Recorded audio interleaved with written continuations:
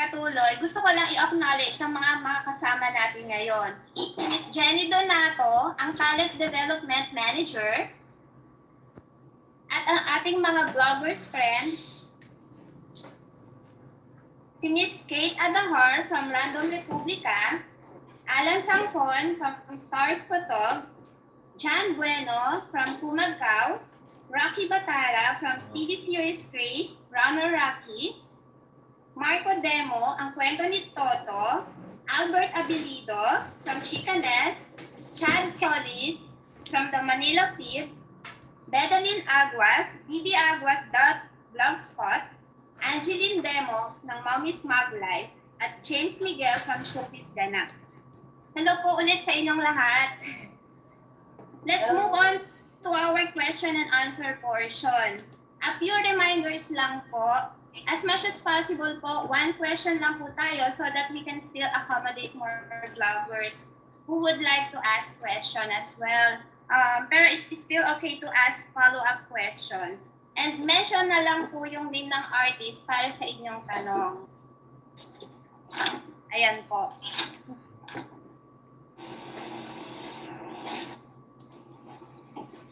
Ating first question po is from Kate Adahar from Random Republica.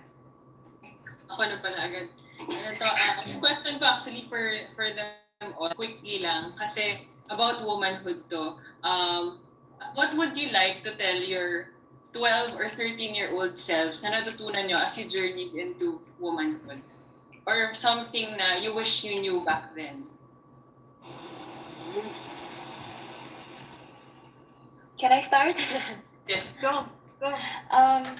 I would tell my 12-year-old self na to be brave and to speak up for what you believed in or what you believe in. Kasi when I grew up, I had a tendency to be more shy and to keep stuff sa sarili ko lang. So, going on with my journey in life, I realized talaga na you really need to speak up with your concerns, with your problems. So, technically, you also grow as a person naman when you do speak about it, when you talk to people about it, and then people actually help you when they are aware. So that's what I realized throughout my life, and if I can go back in time, I would tell my 12-year-old self that.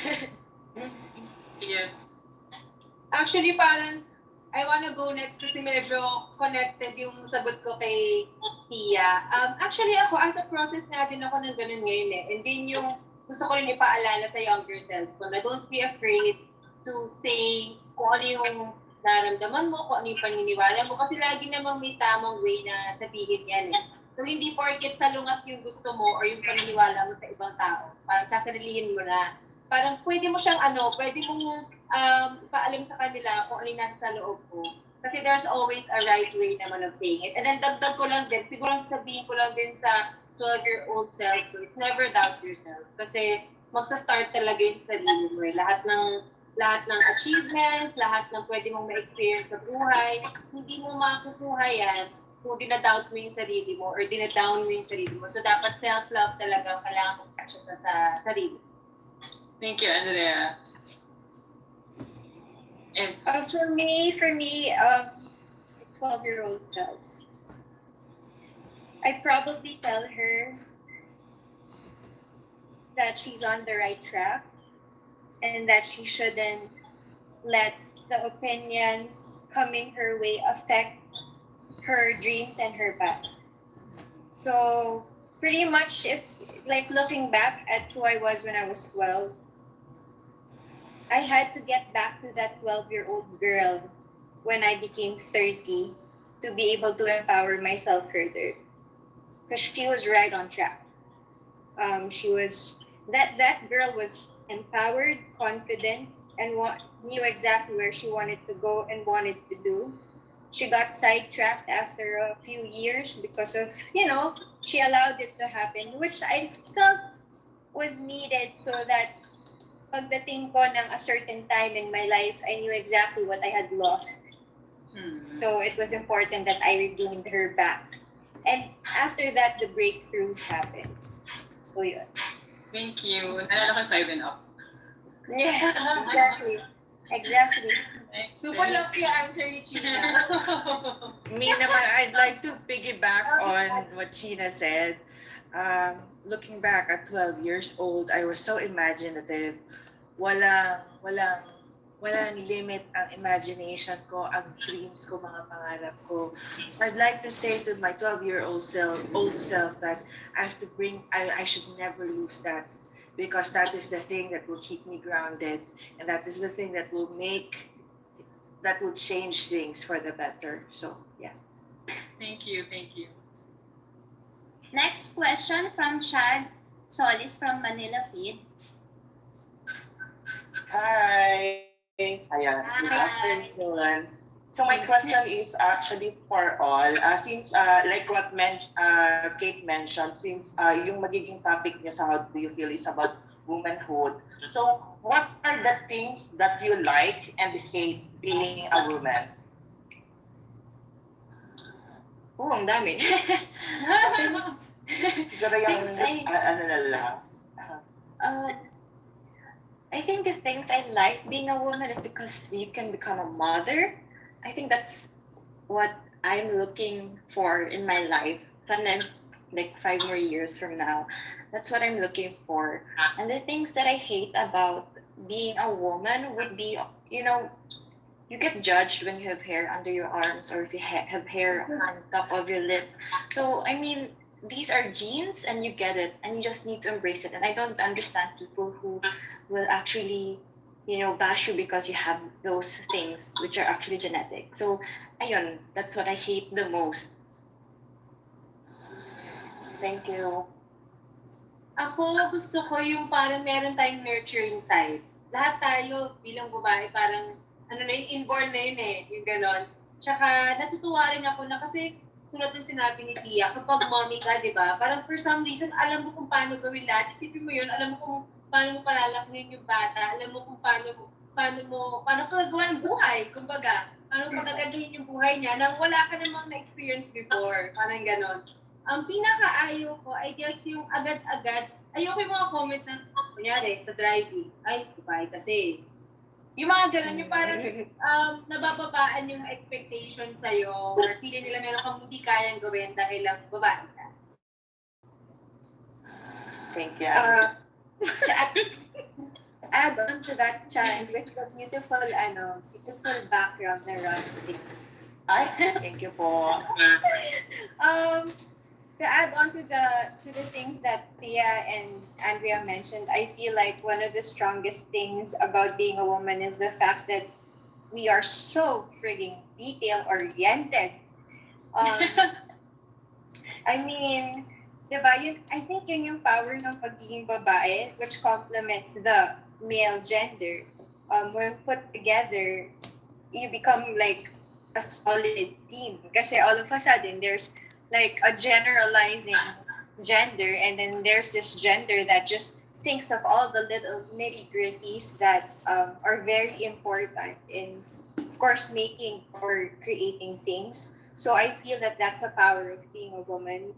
Whatever profession or whatever mold we decide to get into, you're sure of it that we're gonna be able to bring something important to the table. Apart from that, the thing that I hate, I don't know if it's for all women, but at least for the type of woman that I am,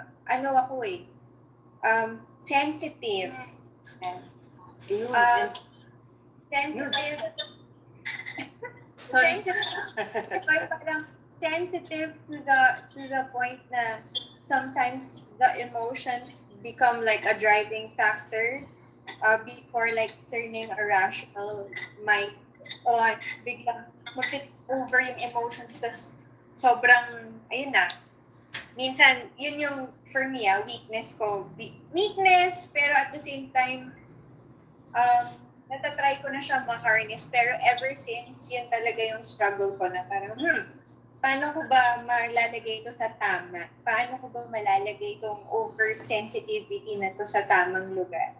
So, yun, at least for me. Nahihiya ako yung nahuhuli. Teka muna. Wait, next sample tayo ah. And then, ako naman, what I love about being a woman is that there's nothing a woman cannot do. A woman can do anything. And I've always, and for the negative, I don't find wala akong negative na nakikita sa pagiging babae. I guess because I was also brought up by a very strong mother, a very strong iron kind of, very masculine ang energy ng mommy ko eh. So, and my father has always trained me to be the most independent, treated me like a son actually. So, I never really saw things na parang bang, kasi babae ako ganun, because if I ever felt that, pumapasok yung pag-exert ko ng extra effort to be, to like smack them, So I don't see any weakness or things that I don't like about being a woman, because I think being a woman, if you're a woman, you can do anything and you're capable of anything. Thank you. Just a follow-up question for you all also. With this girl thingy na mga bagay, parang na only girls lang yung nakakaintindi, paano nakapag-adjust or or paano niyo siya ini-explain with your partners? Like being being a woman? Yeah, because sometimes may mga parang only girls or lang yung nakakaintindi. So parang minsan yung it's hard to explain with your partners. Una na ako. ako nahirapan maghanap ng partner na Filipino. Because culturally, parang there is this thing na pag babae ka, you really have to, may machismo talaga ang Pinoy. So it was hard for me to find a Filipino partner who was very relaxed and secure about my being independent and strong-willed and very forward. But I had to love myself and I had to take care of myself and be kind to myself para the right partner was ma-attract sa akin yung tama para sa akin. And ganun na nga. So I didn't really have to work hard to explain to my partner about being a woman because mas sensitive pa siya sa akin eh. Yeah. In my case, I guess, well, I've had 3 relationships in my life, and pretty much I think the past relationship were able to help me understand myself more. To the point of like knowing myself, exactly what Anna said. I started loving myself after, those failed attempts at love. But when I finally found myself, that's when I knew that I didn't need somebody to complete me. So that's when I found the right person. Same with Anna, Kian and I don't have to explain things to each other.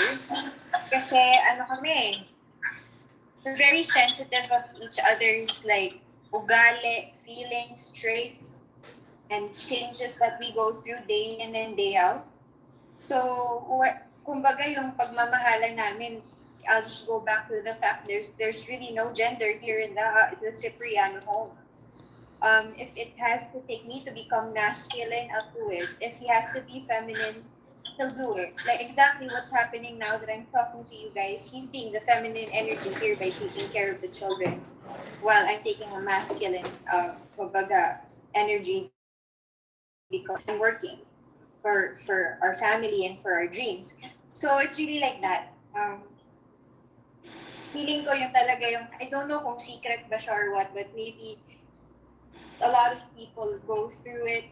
Yun lang yung mga mabibigay na parang like little tidbits of wisdom in terms of like finding a partner that can actually complement you.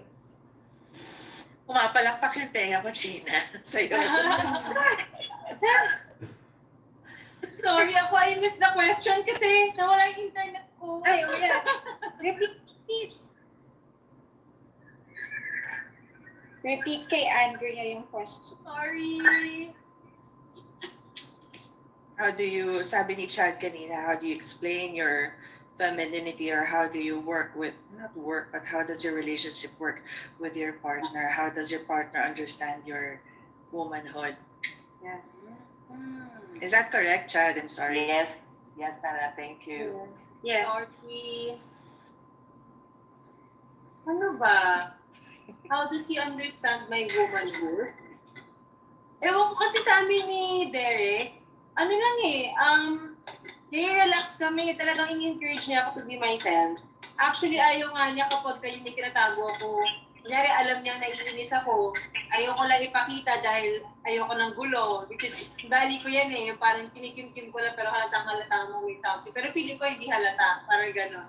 So, parang i-encourage niya ako na, hindi, kailangan sabihin mo kahit magalit ako or kahit ayaw ko yung sabihin mo, kailangan mo sasabihin. So, wala, ganun lang kami. Ganun nag-work yung relationship namin. Very open na kami sa feel ng isa't isa.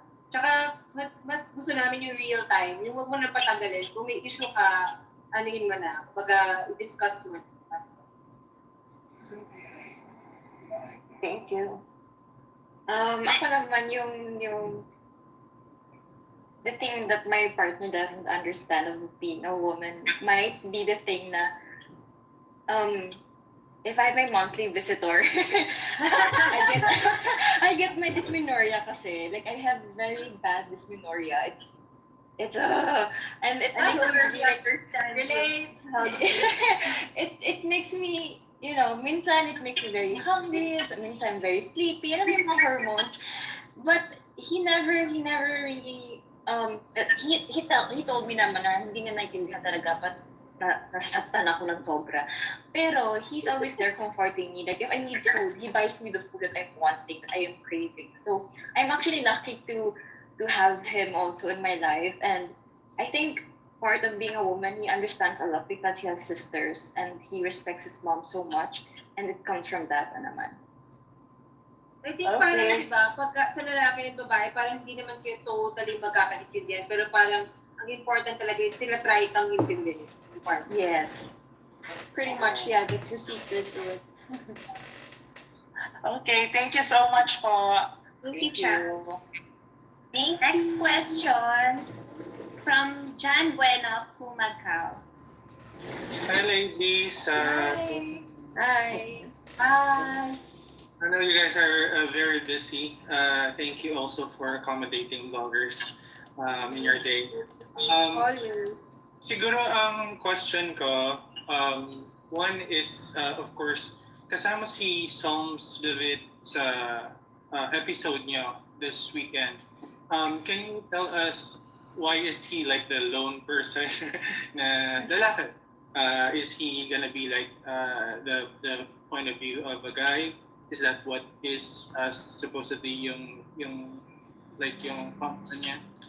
No, Psalms David is in the, kasi Psalms David is in the core group, but he won't be guesting or he won't be in front of the camera for womanhood. He's always part of the creative process. Ganun naman kami, nakaikot lang ang responsibilities. Okay. But would that have been like a good thing to do?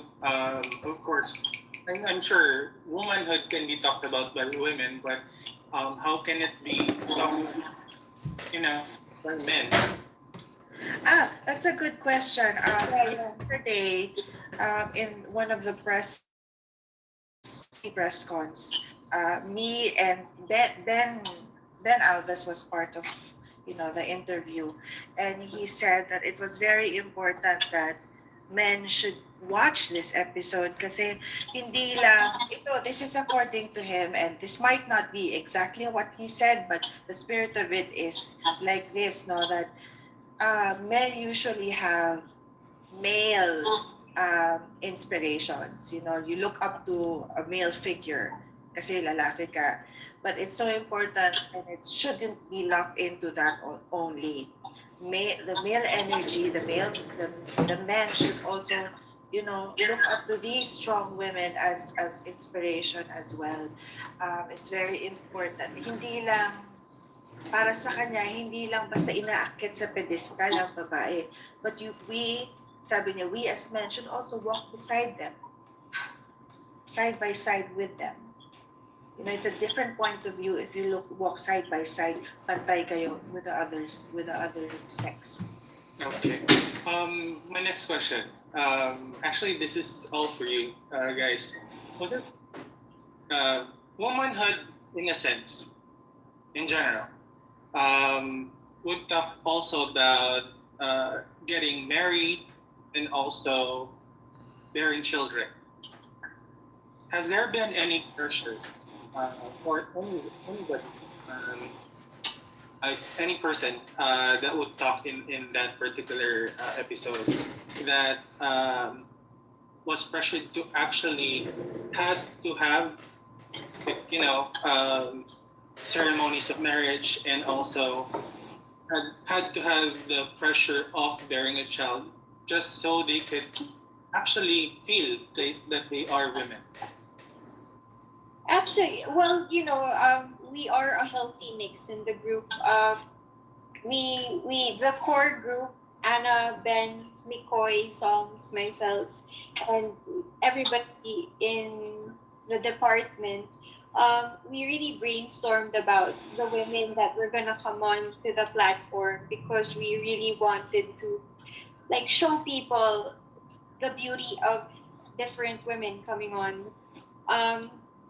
We did talk about how, for example, motherhood has shaped us, but not necessarily because what you're saying is there's a lot of pressure coming from the society about it's true, it's valid. I mean, I've heard that countless of times, diba? Ilang taon ka na, hindi ka pa ba mag-aasawa? Ilang taon ka na, wala ka pang anak? Yung parang it's kind of derogatory in a sense. But when we talked about these things, it felt more empowering. Than nobody really felt like it was important to reach a certain status quo to be able to call yourself a powerful woman, or to be able to say that I've completed my womanhood. So there are also other topics that are going to be discussed in the episode that I feel like are of most importance, especially when it comes to approaching the craft of the actor and being a woman at that, and the challenges that we go through when we are approaching the roles that we're given. So, ganun siya. How about Andrea and Thea? Had people ask you, "Hey guys, you're not getting any younger. Are they trying to egg you to get married and also bear children?" Sa akin, wala pa namang nag-pressure talaga. Hindi ko pa naman na-feel yung gano'n.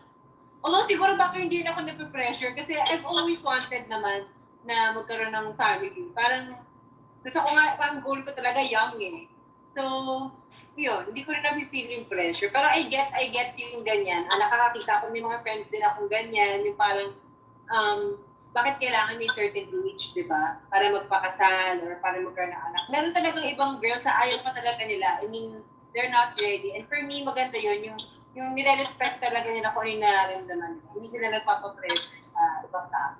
Parang talagang kung ano yung gusto nila, they go for it. For me naman, my sisters, bunso kasi ako eh.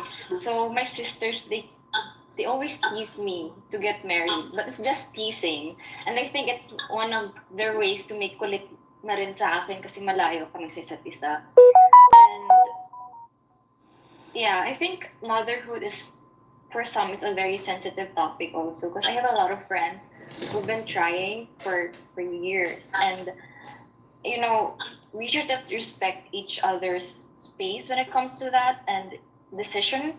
Because I also know some people who, like Andrea said, ayaw din na maging mother. So we need to respect that as a woman and as a person itself. Kahit mga lalaki, they shouldn't pressure their wives if ayaw ng ng asawa nila. So I think it's also a topic to be talked about before, you know, getting into a very serious relationship or getting married, kasi that can be a bigger problem in the future talaga. So yeah, I just really suggest to have respect and an open mind when it comes to motherhood and the topic. Alright. Thank you so much. Next question from Albert Abilido of Chicanet. Brian. Hey, Hello? sorry na kung but good afternoon and congratulations for the successful run ng Top Hero. Ayan. So my question is, parang beauty kasi yung ano nyo, yung pic nyo, nakakaloka. Ganyan. Pero anong tawag dito? Was there a time ba na kinailangan yung ipaglaban yung pagiging babae nyo for a certain position or for a certain principle sa buhay nyo? I had that time where I was competing for Miss Eco International, and then it was held kasi in Egypt, so they have a different culture. What happened kasi is there's an incident where our group leaders were all male, kasi sabi nga doon na bawal daw magtrabaho mga babae. So okay, respect naman kami doon sa lahat. But there was this group leader who was in my group, he was our group leader, and he gave us the wrong information of a location. And then when we arrived, technically we arrived late to the right location because we didn't know. So we were told na may deduction daw kami from our score sa competition. And it just really made me shocked because alam ko naman hindi namin kasalanan eh. We were all punctual. Every girl in my group were all punctual at the said location that he gave for the first time. So I was silent pa at first. I didn't want to talk about it yet. I didn't talk to the other girls yet. But I've heard the girls, you know, like, it's not our fault naman, so it's okay. Yung ibang girls kasi mas chill. Ako kasi, I really wanted to win. So, it was a big deal for me. So afterwards, the group leader approached me and asked me bakit daw tahimik ako. So I told him naman, like, you need to stand up for what you did. Like, I don't want to get deduction points and lose a crown and be first runner-up because of your mistake or second runner-up because of your mistake. I'm not gonna allow you that. So sabi niya, he's gonna talk to the owner. But what he told to the owner is that I was shouting at him daw. And apparently, males daw in their country get offended when a woman talks back. So technically naman, in my case, I was just giving him the real reasons to justify a deduction of, you know, scoring. And it's important for me because I wanted to win the crown for my country. It wasn't just for myself. So ayun, I explained myself to the owner as well, and I told them that I live in a country, I'm from the Philippines and from Germany, where I can speak my mind and where I have the right to talk about, you know, putting justice on the table. And I hope he can respect that because here, right now, we have 65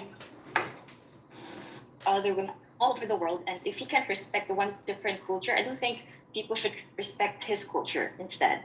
So ayun, tumahimik silang lahat. And that's... so ayun. Yeah, but I was also really scared if, you know, it's gonna lose me, win the crown because I talked back to the guy. But, you know, thank God it did not. So it was really challenging for me because I was really shocked that he said, like, it's not respectful for a woman to talk back to a man. And like, kailangan ba may gender tayo to put justice on the table? It's not like that. Hindi kami ganun sa bahay namin.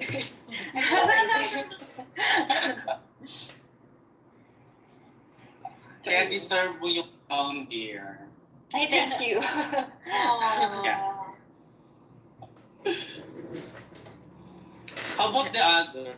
Meron bang ganon na kinailangan ipaglaban na talaga yung pagkababae? Mauna na ako. Ako wala. Kasi sa pamamahay namin, sa pagpapalaki sa amin, hindi gender ang basehan na. It's utak, it's passion, it's talent, it's hard work. And pinasok na talaga, there's no entitlement in the household. You have to earn everyone's respect and trust. So, the moment na pinakawalan na kami at pwede na magtrabaho or lumabas na, sa sibilisasyon at makihalubilo, yun ang values na pinasok sa akin. So, anything that I want, I have to. My father used to say, gusto mo maging opera singer? Gusto mo pumasok sa College of Music? Sige, walang pera dyan susuportahan kita. Pero you have to be the best in that field. So, ganun sa pamamahay namin na, hindi naman literally I have to be the best, like I have to win the crown. But I really, the way we were brought up was that, everyone's pantay-pantay. You have to earn it. You have to show that you have talent and you have the ethics to get there. It's not gender. Ako siguro, nangyari siguro sa akin yun. Of course, for a time, nagkaroon ako ng sexy image, gumagawa ako ng mga shoots na medyo naka-two-piece lang ako and stuff. And I guess, yung mga ibang tao, parang feeling nila, meron na silang right na magbigay ng mga jokes na medyo below the belt, medyo green, ganyan, or mag-comment with, sa katawan mo or how you look. So I guess yun yung time na talagang pinakita ko rin na, hindi ako pwede tutuhin ng ganito. Parang gano'n. I think yun nga isa sa mga problem din na inaano ngayon na parang, di ba, hindi dapat talaga tatuyin yung babae na gano'n just because, kunyari, nasisexihan ka or gano'n yung itsura niya, gano'n yung damit niya, respect pa rin. So yun, parang hindi ko hinahayaan na bastusin ako ng gano'n. Thank you. With me though, yun nga I was brought up by parents who pretty much told me that I was limitless. So,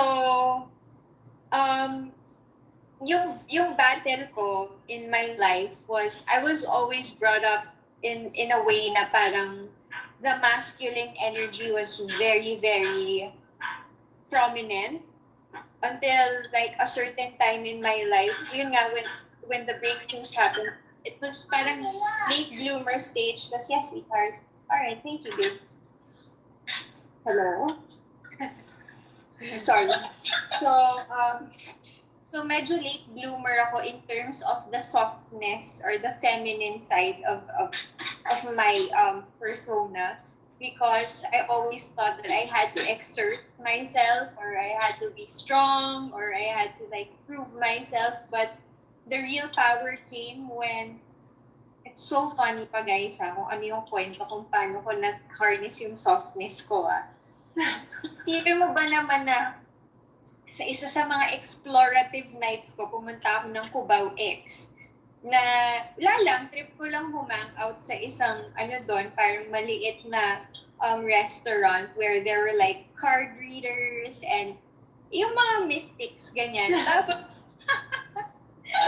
yung mga cards because I was like, tarot, ano ibig sabihin ito? And I was with my cousin who's also like claims that he is a master at tarot cards and reading. So I pull out a card and then the interpretation was one, because I think I pulled out a lot of, then after a while the interpretation was if I wanted the breakthroughs to happen, I had to get in touch with the feminine soft side of myself.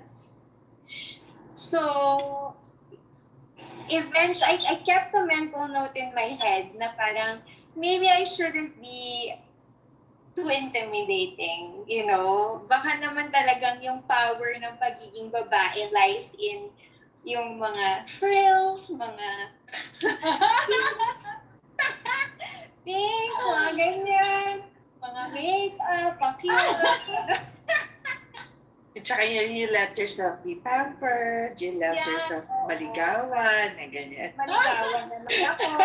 O parang magsuot naman ako ng pastel, ganyan.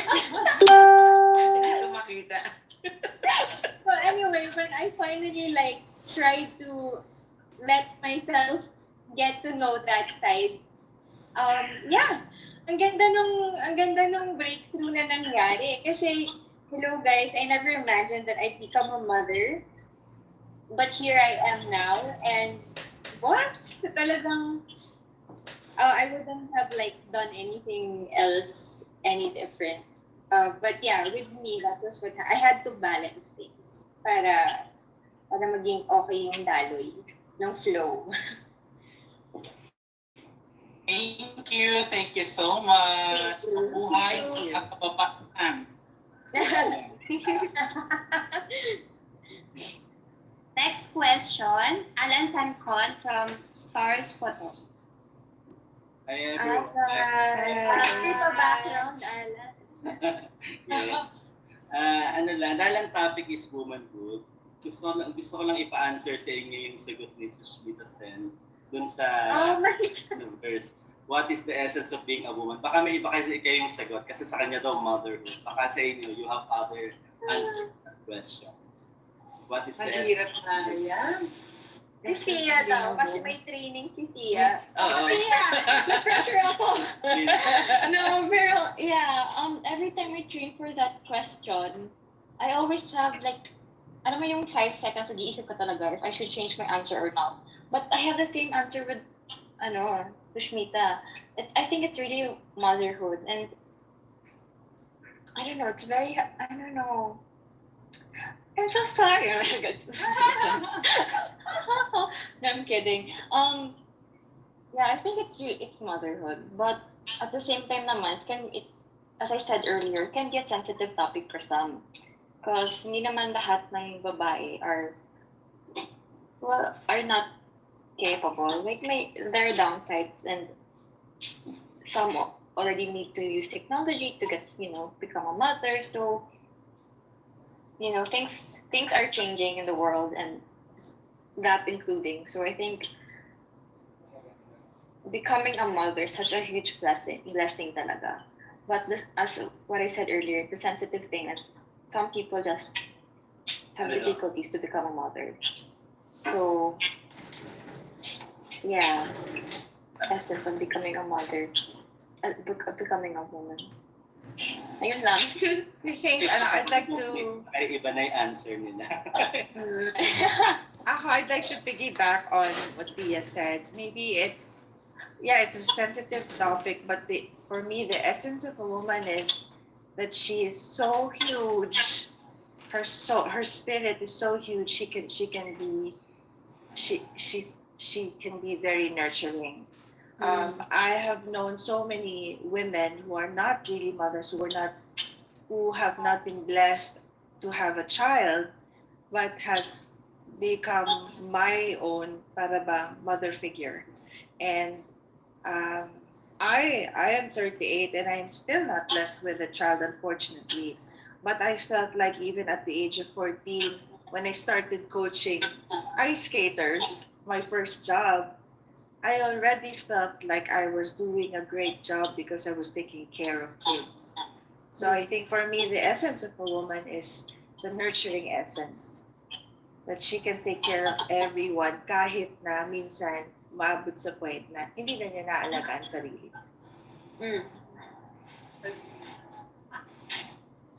Chynna.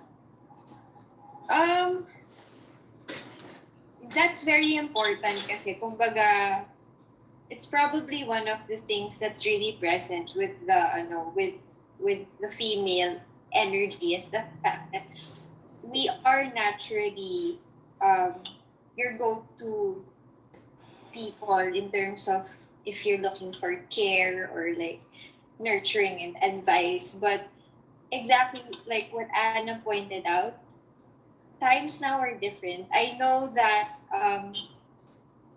women can be mothers even if they choose not to do it physically or biologically.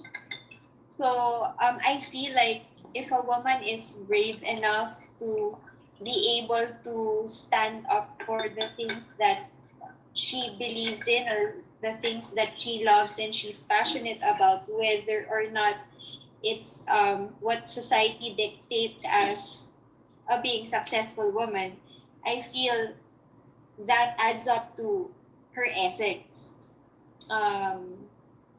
Diba? I commend women who take on the roles in society that were previously dominated by the male gender, because it takes a lot of bravery and courage to do that. So feeling ko like now that it's 2020 and we're going through a lot of different things and things are adjusting and changing fast, women who are able to adjust, women who are able to take on these roles fully without fear, feeling ko lalo silang magaling na babae para sa or magaling na tao actually.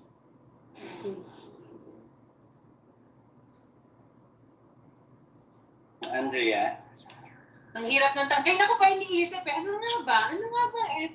Kailangan natin ng training sa pageantry. Correct? Bigla tayo napasubo. Oo nga eh. Two things actually. Because of this business, show business, or I'm also working on the executives na communication coaching. Pagdating sa business side, ang laking bagay na nagpapasok ako ng feminine energy. It adds humanity to adds some sensitivity and gentleness, some human essence into any kind of project. Hindi lang siya yung puro utak. Mababa siya to something more relatable. So, doon. But also, it gives me so much joy to cook for someone, to cook for a family, to be domesticated. Ang sarap ng feeling. Na, yung hindi ko nami-miss pag nandun ako sa ganong world, hindi ko nami-miss ang showbiz. So yeah, it's the two things it contributes to making projects at work more human, more relatable, more empathetic.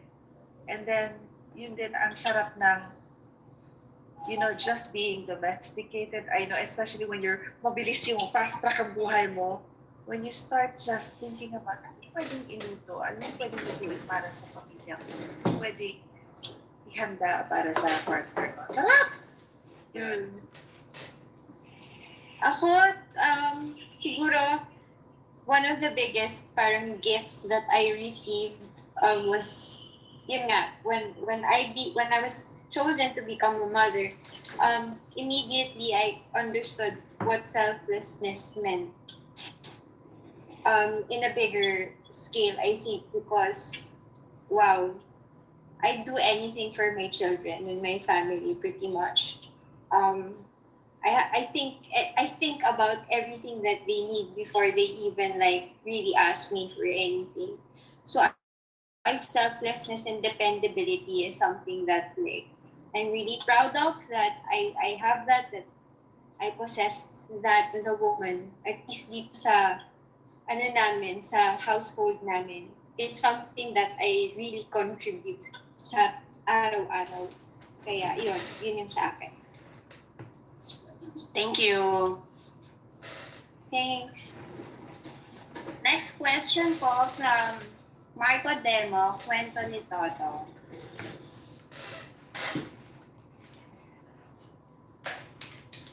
Marco?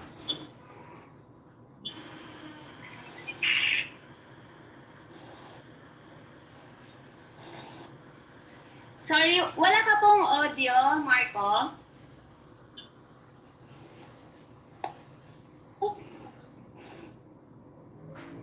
Marco? Yan, okay na? Here. I hear you. Hi everyone, good afternoon. Hi, Marco. Just one question. Can you share 3 man skills you learned during the quarantine and you felt good and empowered about? 3 man skills that I learned during quarantine. I'd have to say that pretty much yung physical strength had to be developed. Nagbubuhat ako ng ng basyo ng galon-galon ng tubig, yung mga ganon, pati nagbubuhat din ako. Ano ba yung last kong binuhat na halos mamatay na ako? Parang Yung kakalinis mo lang ng likod. Industrial shelf, ganyan. Kinailangan ko siyang i-develop kasi dalawa lang kami ni Kian. So, imposible naman na siya lang. 'Di ba? So, alam naman pa-cute ako dito na, ay, sige, kaya mo na yan. Ay, hindi. Kasi wala naman kami ibang Di ba? So, syempre, sabi ko nga kanina, if I need to be masculine here, I need to be masculine. Same with Kian. So, that, second, what did I learn?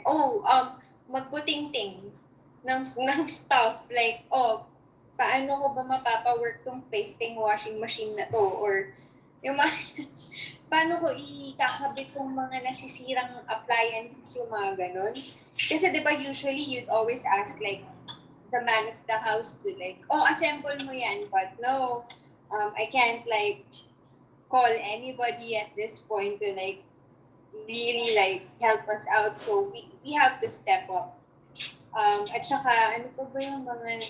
Well, kasi marami nga ako ginagawa ng lalaki din, which is yung mga pagdadrive, ganyan. Pero more of the physical strength aspect siguro yung na-develop niya. To the point na buhat ko yung dalawa kong anak, ganyan. Ganyan. So, more of that. Kasi dati, pwede ko pang like ipabor sa helper, like sa namin, arawan namin nakasama. But now, we really can't, do that at the moment na may daily person kami na mapasok sa bahay, especially with children. So, wala. Kailangan talaga step up. So, ano yung naging feeling mo nun? Ha? Ano yung feeling mo afterwards? Proud naman ako na na-prove ko sa sarili ko na kaya ko naman pala din like gawin yung mga bagay na yun. But I appreciate, diba, na I have my husband here and he's able to do things because they're not easy. Yung brute strength na kailangan mo, wow, iba rin yung effort na kailangan ipasok para magawa yung mga bagay na yun ng efficient at mabilis. So I appreciate it all what my husband does, what our driver does, 'di ba? Yun talaga. Next. Thank you. Corny sagot ko kasi pinalaki talaga ako gusto ng tatay ko kasi lalaki anak niya So, 11 years old pa lang ako, tinuruan na ako magpalit ng gulong ng truck namin. So, naka-timer yan Naka-timer siya talaga. Oh my God! Malala si daddy. So, I guess, wala. Kasi kahit sa bahay, kasi I live alone, I live in a condo, and I'm just, 10 minutes away from our main house. But my mom calls me for anything na panglalaking kailangan na desisyon. Sa akin siya tumatawag Pati pag-install ng lahat ng bagay. So, I guess, ngayong natuto na ako mag-plumbing. Oh, yeah, plumbing. Plumbing. Kasi, OC ako sa linis. So, hindi ako talaga nagpapapasok ng lalaki o babae ng kahit sino sa kondo ko sa pagiging careful lang sa sakit. So, ako na nag-plumbing. Yun lang. Ang nakakatawa, ayun lang ako natutong maglaba. Yung pang babaeng skill ako nahirapan. Kasi bawal ang pa-wash, diba? Ang mga laundromat sarado. So, no. Sabi ko, hindi ako marunong maglaba. Babae ang hindi ako marunong. Thank you.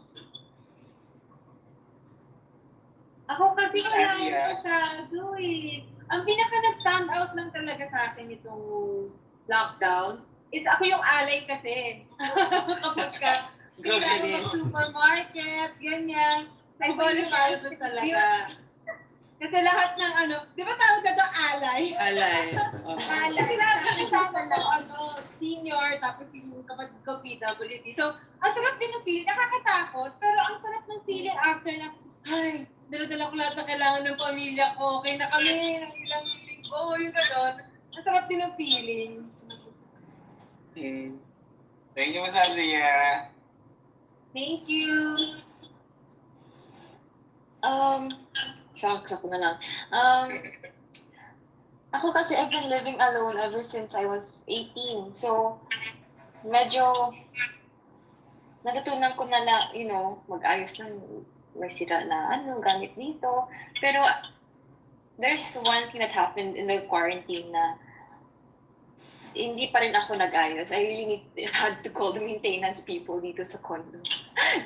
Kasi nasira yung plaka namin. Yung plaka ko dito sa condo.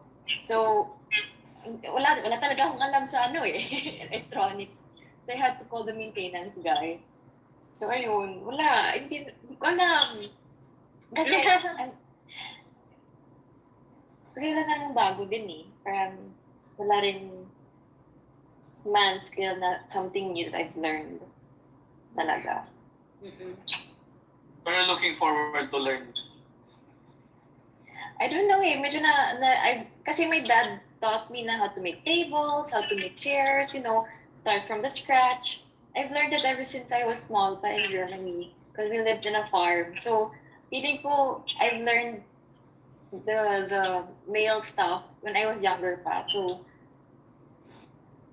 I don't know, baka mag-explore pa in the future, but we'll see. Pero yun, Miss Anna, hindi pa ako marunong mag-ayos ng truck or kahit anong something sa car niya ako maayos. Grabe si Daddy. Hindi ko pwede ikwento dito kasi ang daming illegal. Pero bata ako natuto. 11 years old, nagpapalit na ako ng truck ng Hilux. Grabe. Oo. As in, wala siyang gagawin. As in, nakatayo lang siya. Tanggal, palit ng bago. Johnny. Push. Walang arte-arte sa bahay. Arte.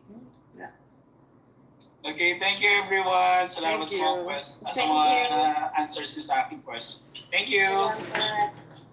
Next question from Rocky Batara.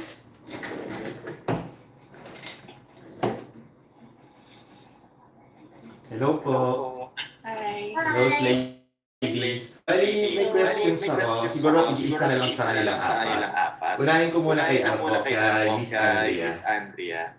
At kay Miss Andrea, since isa po kayo sa mga ideal girl tsaka mga dream lady ng lahat, ano po siguro yung nakita niyong characteristic kay Derek kung bakit naging perfect pair kayo together? And ano po ang mas challenging sa inyo to play bida or kontrabida since very effective po kayo sa the better half po nung last song? Thank you po, Kilig. Kami ni Derek, I guess kasi talaga eh. Pareho kami ito yung sinasabi. Talagang relax kami sa relationship namin. Walang effort. Parang kung ano ako, ganun ako pumasok sa relationship and ganun din siya. So, I think kaya siya nag-work. Kasi, parang at home kami sa presence ng isa't isa. Hindi nga yung pinakagusto ko sa kanya, yung lagi niya sinasabi sa akin na gusto ko maging, you should be yourself. Hindi mo dapat tinatry na ibahin yung sarili mo or i-adjust kung ayaw at gusto mo dahil lang ayaw mong may maapekto ang iba. Yung gano'n, natutuwa ako na gano'n, parang pinupush niya ako na mahalin yung sarili ko, ni-encourage niya ako na pagbigyan ko sarili ko sa mga gusto ko, na deserve ko yung mga gusto ko, yung gano'n. And then sa roles naman, actually pareho naman silang, hindi ako makapili kung ano mas mahirap sa bida o kontrabida. Kasi talagang, I always challenge myself na every role, iba siya dun sa dati kong ginawa. And na meron akong bagong mabigay. Another side of me na mapakita. So whether bida siya or kontrabida, meron akong ganong nasa likod ng utak ko palagi na kailangan gawin ko itong unique. Kailangan yung mga nagbigay ng trust sa akin, kailangan ma-feel nila na may input din ako, yung gano'n yung nagre-research din ako, work ko, yung gano'n. So, pareho lang talaga. Na-enjoy ko both. Thank you po, Miss Andrea. Para kay Thia naman, since ito din yung chemistry niyo ni Alden last time sa The Game, sino pa yung gusto mo sigurong maging leading man or makatambal sa GMA projects mo next time sa para kay Thia? Madami actually. To name some, siguro Kenshan, Christopher Martin, sana naman si Alden ulit, tapos, ayun, yeah, to name the top 3 siguro. Okay, thank you po, Miss Thia. And last na lang po kay Miss Chynna and kay Miss Anna. Since successful po itong How Do You Feel, do you plan po ba to have a similar show in the future like this, or do you have a season 2 for this project? For Miss Anna and Miss Chynna. Well, we're really thankful that I mean, even a lot of you guys, all of the blog, like I see a lot of the bloggers, we like to say thank you because we saw your feedback. So how do you feel? We really appreciate it. I mean, it means a lot because we really put a lot of like our time, our energy, our passion into it. So for you guys to give us that kind of feedback, it really encourages us na we're doing something good for the industry. We're doing something good for our co-actors because we really do love what we do. So we want to be able to give an effective platform to a lot of our friends in the industry. We hope, diba, na parang after we're gonna take a break for a while to be able to, syempre, rehuddle and of course, like, think of concepts again that will work, or if we're gonna do another season of How Do You Feel. But what we can promise you is we're really gonna keep on coming together to create more content that's engaging and kumbaga parang original for everybody in Artist Center. So yeah, yun. Salamat for receiving it so well. Means a lot to us. Thank you po, Miss Yeah, Chynna. gusto ko rin ng piggyback is the word of the day. Gusto ko mag-piggyback sa sinabi ni Chynna na, I've always been honestly uncomfortable with interviews because I don't know I'm always not sure whether or not you will be interested in the project. So, but the reviews that you gave, the support that you gave means a lot to us kasi pinag-uusapan nga namin ni Chynna. They got it. They really got it. They are seeing what we are aiming. They are seeing our goals. So number one, I just want to thank you guys so much for, we watch them. We watch all your reviews on How Do You Feel, and we're really, really grateful for the support. This is just, as we've said in the past, this is just one of the programs or the shows that we are brainstorming. Madami pa, isa lang ito. So, we are seeing if pwede na namin gawin itong How Do You Feel in person, maybe for the next season. Kasi hindi naman kailangan madaming tao sa set.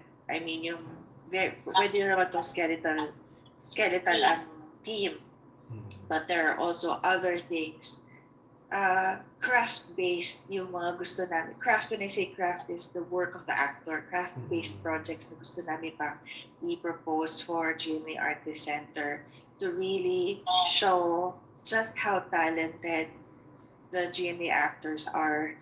I mean, the likes of sila from the more seasoned like sila Chynna and sila Ada to the newest ones, they all are gifted, and sometimes because of chance, because of pila, hindi talaga na ma-maximize kung ano yung gift na meron sila.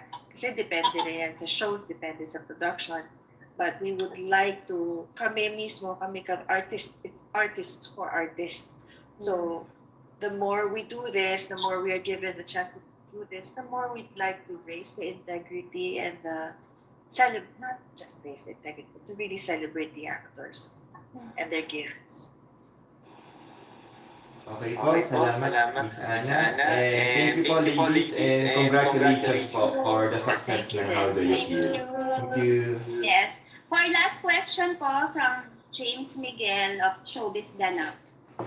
Okay po. Question po for Thia and Andrea. Since may new normal na, lalo na for girls, syempre meron kayong mga preparation, like yung hair, makeup, and iba pa. So, bago kayo sumalang sa taping and mga shootings, paano nyo pinaprepare yung sarili nyo for that? Kasi syempre, yun yung industry of work nyo.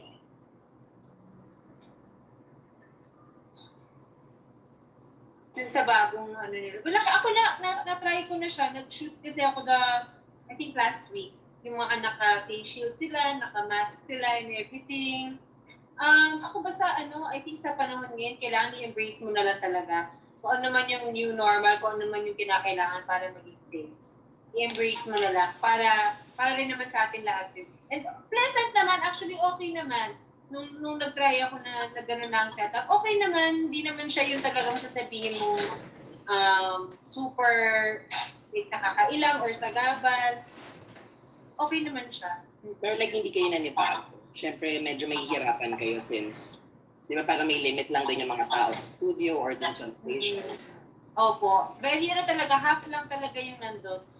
I guess nakakapanibago kasi di ba sa atin, sa showbiz, ang hilig natin bumeso-beso, tapos very touchy tayo, ganyan. So yun yung nakakamiss. Hindi na talaga siya maingay. Tsaka wala talaga yung contact talaga. Bawat gamit, bawat hinahawakan, alkoholan.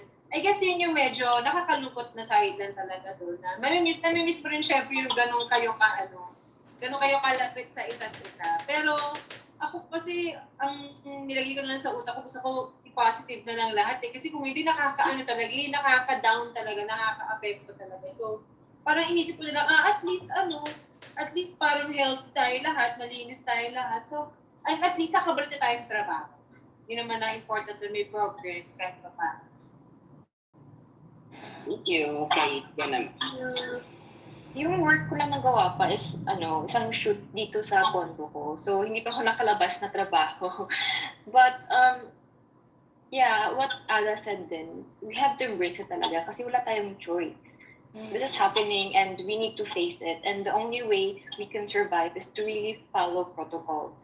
And even though, kahit yung shoot dito sa bahay, kahit nasa bahay ko na, yung thought na the photographer and the person who is with her came from the outside. So, hindi mo naman kasi alam where we're sitting, kung yun pa, hindi namin pumapasok sa utak. So, I think we also have to be responsible sa sarili natin. Kahit sa bahay mo lang, naglilinis na rin ako after. Kasi, you never know. And, it's better to be safe than sorry talaga. So, yeah, I'm also looking forward to actually work outside na. Because I also miss the people.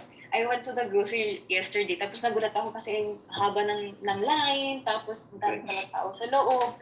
So, naninibago talaga ako sa mga tao. Ayun nga. Thank you po. Thank you. Yes. Thank you so much po sa inyong lahat. Meron po ba silang gustong i-promote? Chynna? Miss Chynna? Yes, the season ender of How Do You Feel Season 1 is coming up this Saturday, again at 8 p.m. I'd like to Andrea and Thia and also our other guests who are coming in. There's Lauren Young, Kai Cortez, Janine Gutierrez, Mikey. Who else am I missing, Anna? That's it. Okay, so they're gonna be on to share a lot of their thoughts. So I hope you guys can help us promote it because it's a very important episode for us. Ang saya nung discussion namin. Ang dami natutunan sa isa't isa. Tapos moderated siya by myself and Anna. So pretty much we just really hope that you guys can help us spread the word so that diba, we can finish this season strong. Miss Andrea? Anna? Thank you so much. Miss Andrea. Go, Ada. Sige, ako na. Ako na, tapos ikaw na last. Gusto ko lang magpasalamat sa'yo, Andrea, kay Janine Gutierrez, kay Kai, kay Lauren, kay Thia, here, si Mikey, and si Athena Majid, who is the sister of si Rere, for guesting kasi ang hirap maghanap ng tamang combination ng guests. So, lahat sila, walang atubiling nag-umoo at they were so generous with all, their learnings, their experiences. Talagang todo bigay sila. So, it's so important and so important, so educational, and so entertaining to have all of them together. And sana manood po kayo ng season ender ng How Do You Feel? Usapang Artista this Saturday at 8 p.m. sa Facebook, sa GMA Network Facebook, and sa GMA Artist Center YouTube channel. Maraming salamat din sa mga vloggers na tumulong sa amin para mag-promote ito. At sana hindi kayong magsawa talaga kasi kailangan namin ng mga katulad ninyo.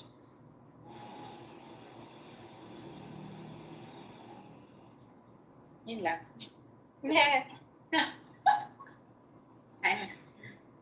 Miss Andrea. Opo, thank you so much. Thank you so much na sinusupport niyo tong project na to. Actually, na-excite ako before pa ako ma-invite para mapasama sa isang episode. Na-excite ako nung nakita ko na nakagawa nga sila Chynna and sina Ate Ana ng ganito. Kasi nga, lagi namin pinag-uusapan pag nasa workshops kami or nag-uusap-usap kami na sana may ibang nakakarinig. Kasi nga, ang dami mo lagi nakukuhang learnings. Every time na ginagawa namin yung mga workshops na yun, ang dami mong baon. So, ito yung chance namin din na i-share yun sa mga tao. And nakakatuwa rin yung topic. Ang layo din ang laki-laki ng nasakop ng topic na ito na womanhood. So, sana panoorin ninyo kasi nakakatuwa na very open lahat. Kilala ko na si Jolene, kilala ko na si Lauren, pero ang dami ko pa rin bagong narinig and nakuha from them because of this episode. Thia. First of all, gusto lang talaga ako mag-thank you kay Miss Ana, Miss Chynna, kay Mikoy, and Ben, and Sams for actually including me in this season finale. Kasi when I saw the text of my calendar na regarding this womanhood, nagkulat ako na in a way na excited din ako and very, very overwhelmed din na sinali ako, and that the thought that you believed in me, that I'm a strong, independent woman, already helped me a lot, especially during this pandemic. So, maraming salamat talaga, Miss Ana, Miss Chynna, for doing this and for including me. And guys, I hope you will watch How Do You Feel sa Artista this coming Saturday, tama ba? Yeah. Yes, tomorrow at 6 p.m. sa YouTube and Facebook. 8 p.m. pala, 8 p.m. So ayun, thank you so much, and I hope my season 2.